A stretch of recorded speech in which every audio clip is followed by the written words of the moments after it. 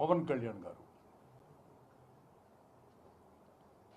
నాకు చిరంజీవి గారి ఫ్యామిలీకి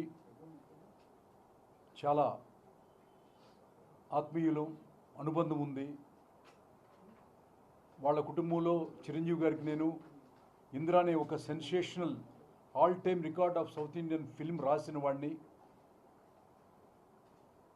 అల్లు అర్జున్ని గంగోత్రి సినిమాతో హీరోగా రాయటానికి ఎన్నో ఆఫర్లు వచ్చినా పక్కన పెట్టి అరవింద్ గారి కోసం వాళ్ళ అబ్బాయిని హీరోని చేసిన వ్యక్తిగా ఈ రోజున ఇలా మాట్లాడాల్సి వస్తుందని నేను కల్లో కూడా ఊహించలేదు. కానీ మాట్లాడక తప్పట్లేదు. ఒకప్పుడు పవన్ కళ్యాణ్ గారు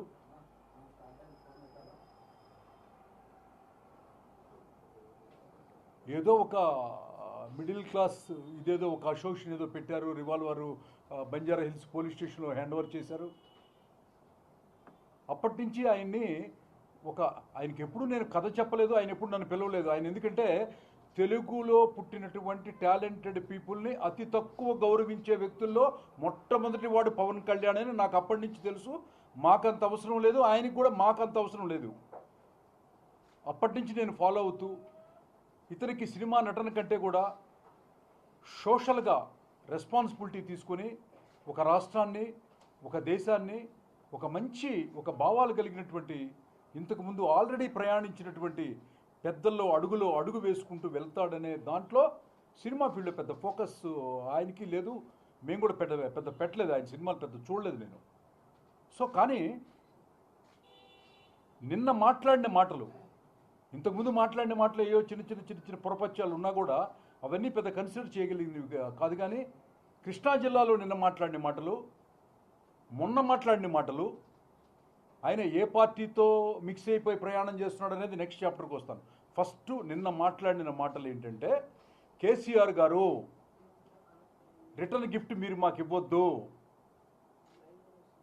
ఏమండి, మీకు ఇస్తా అన్నాడా పవన్ కళ్యాణ్ గారు రిటర్న్ గిఫ్ట్? కేసీఆర్ గారు ఏమన్నా చెప్పాడా ఎప్పుడైనా? ఎందుకు మీరు కంగారు పడతారు? కేసీఆర్ గారు, చంద్రబాబు గారు కాంగ్రెస్ పార్టీలో ఉన్నప్పటి దగ్గర నుంచి గురు శిష్యులో ఎవరు గురువో ఎవరు శిష్యులో వాళ్ళు తెలుసుకుంటారు. మీకెందుకండి గోక్కుంటారు వాళ్ళ సమస్యల్లో? ఇక్కడ నేను, నా కుటుంబం, నా పిల్లలు, నిన్నగాక మొన్న నా కూతుర్ని ఇక్కడ తెలంగాణలో ఉన్నటువంటి ఒక ఉన్నతమైనటువంటి ఒక మంచి ఫ్యామిలీకి ఇచ్చుకొని ఉన్నాము. అంతా మిక్స్ అయిపోయిన జనరేషన్ టుగెదర్. 70 సంవత్సరాలుగా ఇక్కడ ఆంధ్ర వాళ్ళు, కేరళ వాళ్ళు, ఎంతోమంది దేశంలో ఉన్నటువంటి ఎంతోమంది వచ్చి ఇక్కడ హైదరాబాద్లో సెటిల్ అయ్యి బ్రహ్మాండంగా బ్రతుకుతున్నాం, హ్యాపీగా జీవిస్తున్నాం. చాలా ఎంతంటే అసలు ఆంధ్రప్రదేశ్ వెళ్తే సఫకేటింగ్గా ఫీల్ అవుతున్నాను నేను ఇప్పుడు, మీ అందరి వల్లే కేవలం. కానీ ఇక్కడ ఈ రాష్ట్రంలో కేసీఆర్ అనే గొప్ప నాయకుడు, భారతదేశంలో మళ్ళీ చెప్తున్నాను, ఇవాళున్న ముఖ్యమంత్రులు అందరికంటే కూడా టాప్ నెంబర్ 1 సీఎం కేసీఆర్.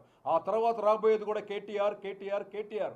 వాళ్ళిద్దరు సంరక్షణలో వాళ్ళు మమ్మల్ని కడుపులో పెట్టుకుని ఎక్కడ చిన్న డిస్టర్బెన్స్ లేకుండా, వాడు రిక్షావాడు కానీ, ఆటో డ్రైవర్ కానీ, రైతు కానీ, ఒక సినిమా వాళ్ళు కానీ, ఆస్తులు కానీ, అంతస్తుల మీద కానీ ఎక్కడైనా దాడులు చేయకుండా, ఎక్కడ ఇది చేయకుండా అన్నదమ్ముల్లాగా కలిసి ఉందాము, అన్నదమ్ముల్లాగా హ్యాపీగా ఉందామనే ఉద్యమం అప్పుడు చెప్పిన ఆయన మాటని నెరవేర్చుకుంటున్న ఆయన్ని మీరు అంటారా?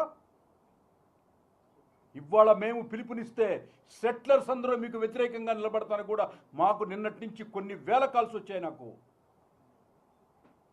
రాజకీయాలు చేస్తున్నప్పుడు రాష్ట్రాలను విరదీయమకండి, దానికి ఎంత నష్టం వస్తుందో తెలుసా?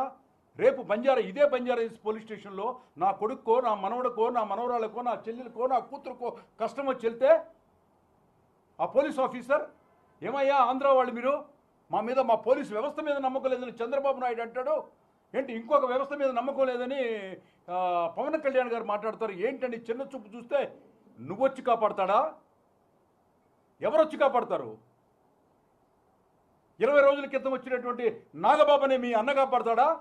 ఆల్రెడీ పార్టీ పెట్టి చెమ్మా చెక్క సైరా నరసింహారెడ్డి అని గత చరిత్రలు తీసుకుంటూ మేకప్ వేసుకుని తిరుగుతున్నటువంటి మెగాస్టార్ చిరంజీవి కాపాడతాడా మమ్మల్ని? మా ప్రాణాల మీద, మా యొక్క స్థిరత్వాన్ని, మా యొక్క జీవితాల మీద మీరు ఆడుకుంటారా? ఇక్కడ మీరు ఆడుకున్నా కూడా, మీరు రెచ్చగొట్టినా కూడా కేసీఆర్ గారు మమ్మల్ని ఏదో చేస్తారు, మా ఆస్తుల మీద దాడి చేస్తారు, లేదా మమ్మల్ని డిస్టర్బ్ చేస్తారు అనుకోవడం పిచ్చి పొరపాటు. మీ ఇద్దరంత కుచింత స్వభావం ఆయనకి లేదు, రాదు. ఫస్ట్ నేర్చుకోవాల్సింది ఏంటి తెలుసా? సినిమా ఫీల్డ్లో ఎట్లా సక్సెస్ఫుల్గా ఉండాలనేది నేర్చుకోవాలి. ఎన్ని సక్సెస్లు ఇచ్చారు మీరు? ఏమి సక్సెస్లు ఇచ్చారు చెప్పండి. నేను గనక నోరు తెరిస్తే ఎలక్షన్ తర్వాత నవరంధ్రాలు మూసుకోవాల్సి వస్తుంది. కంప్లీట్గా నోరు ఓపెన్ చేయించొద్దు పవన్ కళ్యాణ్ గారు, దయచేసి చెప్తున్నాను మీకు మీ కుటుంబ సభ్యులకి, మీరు ఏ పార్టీతో అయితే చేతులు గలిపారో ఆ పార్టీ సభ్యులందరికీ కూడా పేరు పేరున చెప్తున్నాను, ఓపెన్ చేయించుకోవద్దు. చక్కగా పార్టీ పెట్టుకున్నారండి మీరు, తప్పులేదు. మీ సిద్ధాంతం చెప్పండి. అక్కడికి వచ్చి రంగాని ముక్కలుగా నరికినటువంటి విజయవాడ నడి బొడ్డులో నువ్వేం మాట్లాడతావు? జగన్మోహన్ రెడ్డి గారి గురించి మాట్లాడతావా? ఆయన నీలాగే కొత్త పార్టీ పెట్టుకున్నాడు. నవరత్నాలు అనే ఒక అద్భుతమైనటువంటి ఒక పథకాలు ప్రజల దగ్గరికి తీసుకెళ్తూ 3000 చిల్లర కిలోమీటర్లు రాత్రింబగళ్ళు తిరిగి కష్టపడ్డాడు. తండ్రి లేడు, బాబాయ్ చచ్చిపోతే ఆనందేస్తారు, ఎయిర్పోర్ట్లో దాడి చేస్తే అతనే పొడుచుకున్నాడంటారు. ఇంకా రేపు విషయం దాకా కూడా చచ్చిపోతాడు అతను. ఏంటండి మాట్లాడేది? నోటికి హద్దు పొద్దులు ఉన్నాయా? ఆయన ఒక పార్టీ పెట్టుకున్నాడు, ఒక ఎజెండా పెట్టుకున్నాడు, ఒక నవరత్నాలు అనేది ప్రజలకు ఏం చేస్తాడో ఒక క్లారిటీ ఉంది. నడిచాడు, కష్టపడి తిరిగాడు. ఓటర్లు రేపు ఎట్లా డిసైడ్ అయ్యారో మీకు తెలీదు.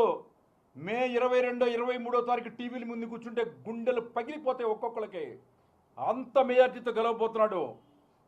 ఎంత దాచిపెట్టుకున్నారు ఓటుని.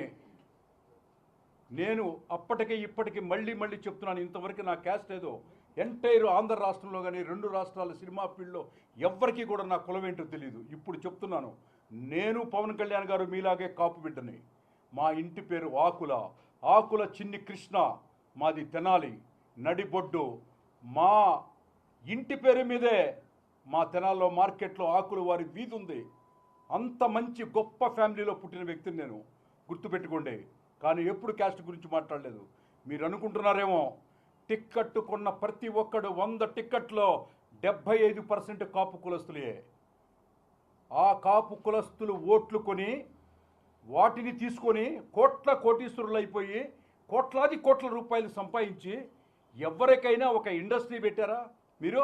Straight question to you and your family.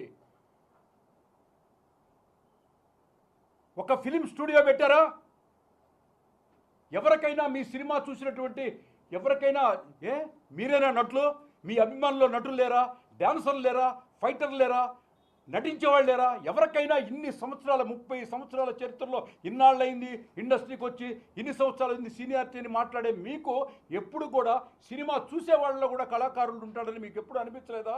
ఒక బ్యానర్ పెట్టి, ఒక సంస్థ పెట్టి, ఒక కొత్త కాపు కుర్రోడ్నో లేకపోతే ఒక బీసీ కుర్రోడ్నో ఒక దళిత కుర్రోడ్నో హీరోని చేసి, అయ్యా మీలో కూడా నటులున్నారు, నేను ఇంకా రిటైర్ అయిపోతున్నాను, ఈ స్టూడియో అంతా మీకు అంకితం అని ఏమన్నా పెద్ద లోక కళ్యాణం కోసం, సినిమా ఫీల్డ్ కళ్యాణం కోసం ఏమైనా చేశారా?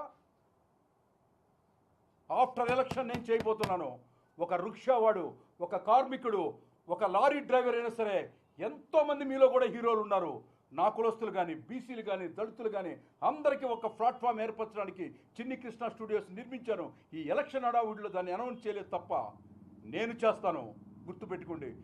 ముఖ్యంగా కాపు సోదరులందరికీ చెప్పేది ఏంటంటే, అయ్యా